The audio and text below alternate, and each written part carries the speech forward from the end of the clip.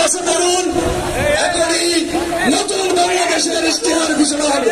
মঞ্চের সামনে পিছনে যারাই আছেন, আমাদের নেতৃবৃন্দ থেকে শুরু করে উপস্থিত জনতা, সবাই বসে পড়ুন, মঞ্চের পিছনেও কেউ দাঁড়াবেন না।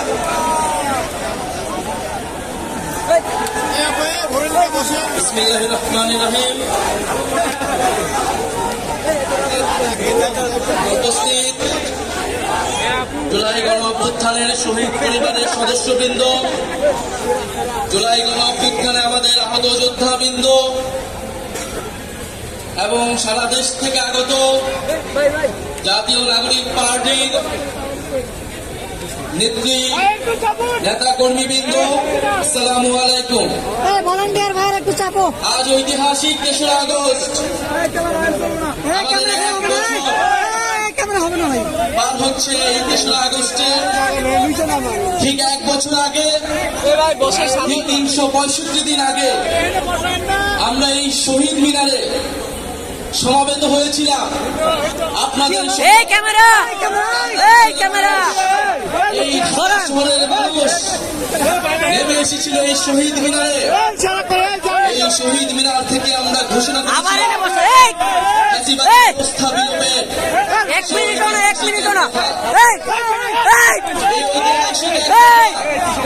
কোন ব্যক্তির পক্ষ থেকে নয়, কোন দলের পক্ষ থেকে নয়, কোন সংগঠনের পক্ষ থেকে ঘোষণা করা হয় নাই। সেই দিন এক কথা ঘোষণা করা হয়েছিল বাংলাদেশের জনগণের পক্ষ থেকে, বাংলাদেশের অভ্যুত্থানকারী ছাত্র জনতার পক্ষ থেকে। এক দফার প্রকৃত ঘোষক হলেন বাংলাদেশের জনগণ, বাংলাদেশের অভ্যুত্থানকারী ছাত্র জনতা এবং আমাদের শহীদ ভাই ও বোনেরা। আমাদের এই এক দফা ঘোষণার একটা ঐতিহাসিক প্রেক্ষাপট ছিল। 1/11-এর সময় থেকে আওয়ামী ফ্যাসিবাদের ভিত্তি তৈরি করা হয়েছিল। 15-16 বছর বাংলাদেশে কোনো গণতন্ত্র ছিল না, ভোটাধিকার ছিল না, গুম খুন নির্যাতন, মানবাধিকার হরণ হয়েছে, গণহত্যা হয়েছে। সর্বশেষ কোটা সংস্কার আন্দোলন 2024-এ শিক্ষার্থীদের ন্যায্য আন্দোলনে সন্ত্রাসী ফ্যাসিস্ট পুলিশ বাহিনী নির্মমভাবে গুলি চালিয়ে আমাদের ভাই বোনদেরকে শহীদ করেছিল। আপনারা এই ইতিহাস সবই জানেন, আমি পুনরাবৃত্তি করব না। আজকে বাংলাদেশের জনগণ আর মেনে নিতে পারে নাই।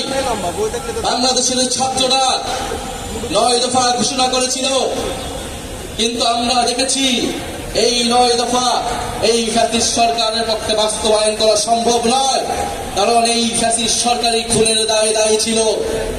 ফলে বাংলাদেশের জনগণ নিজে দায়িত্ব নিয়ে নিয়েছিল। দায়িত্ব নিয়ে তারা 1 দফা ঘোষণা করেছিল ফ্যাসিবাদী ব্যবস্থার বিলোপ এবং নতুন রাজনৈতিক বন্দোবস্ত। আমরা দায়িত্ব এবং দলদের রাজনীতির ঘোষণা দিয়েছিলাম। আমরা সাম্য, মানবিক মর্যাদা এবং সামাজিক সুবিচারের ঘোষণা দিয়েছিলাম। আমরা বলেছিলাম আমরা এমন একটা রাজনৈতিক বন্দোবস্ত প্রতিষ্ঠা করব যেখানে স্বৈরতন্ত্র আর কখনোই ফিরে আসতে পারবে না, ফ্যাসিবাদ আর কখনোই ফিরে আসতে পারবে না। আমরা জুলাই পদযাত্রায় দেশের বিভিন্ন জায়গায় বলেছি ফ্যাসিবাদী সরকারের পতন হয়েছে, বন্দোবস্তের বিলোপ আমরা ঘটাতে পারিনি। আজকে 1 বছর পরে এসে আমরা আমাদের সেই সীমাবদ্ধতার কথা, আমাদের ব্যর্থতার কথাও আপনাদেরকে বলতে এসেছি। আমরা পারিনি সেই পুরনো সংবিধানকে বাতিল করে একটি নতুন সংবিধান তৈরি করতে। আমরা পারিনি যে ফ্যাসিবাদী বন্দোবস্তের যে ক্ষমতার স্তম্ভ ছিল, যে দুর্নীতি পরায়ণ অলিগার ব্যবসায়ী ছিল, যে লুটেরা অর্থনীতি ছিল, সেই অর্থনীতিকে ভেঙে দিতে। আমরা পারি নাই যে ফ্যাসিবাদী ব্যবস্থার যে সাংস্কৃতিক ভিত্তি ছিল, গণমাধ্যম থেকে শুরু করে বিভিন্ন জায়গায় যে স্বৈরাচারের দোসররা ছিল, তাদেরকে সম্পূর্ণভাবে পরাজিত করতে। আমরা পারি নাই সেনাবাহিনী সহ প্রশাসনকে জনগণের প্রতিষ্ঠান হিসেবে গড়ে তুলতে। আমরা আমাদের ব্যর্থতার কথা স্বীকার করেই আজকে আবার ওই শহীদ মিনারে সমবেত হয়েছি আমাদের ভবিষ্যৎ কর্মসূচি নির্ধারণ করতে, আমাদের ভবিষ্যৎ বাংলাদেশের জন্য শপথ নিতে। সংগ্রামী সাথী ও বন্ধুগণ, বিগত এক বছর আগে এক দফার ঘোষণায় আমাদের সাথে হয়তো অনেক পক্ষ ছিল, আজকে যারা নেই, আমরা আজকের দিনে তাদেরকেও স্মরণ করছি।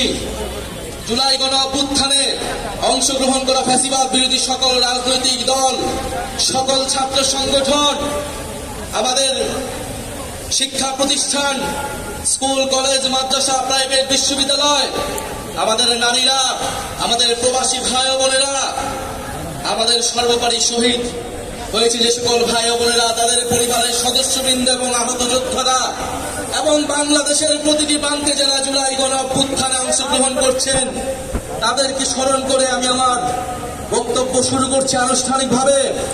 এ বক্তব্য একটু দীর্ঘ হবে, আপনারা মনোযোগের সহিত শুনবেন। আমরা ভবিষ্যতে কি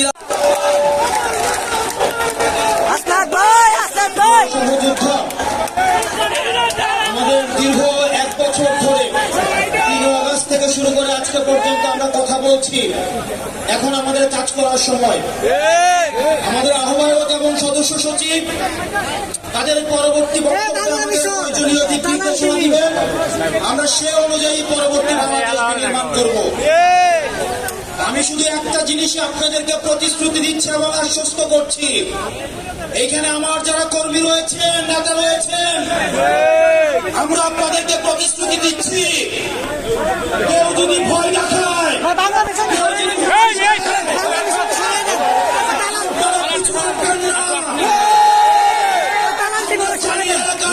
আপনাদেরকে বাধা দেওয়া হচ্ছে, এনসিপির কর্মীদেরকে বাধা দেওয়া হচ্ছে। আমরা একটা কথা বলতে চাই, থেকে জাগরিয়া, রূপসা থেকে পাথরিয়া।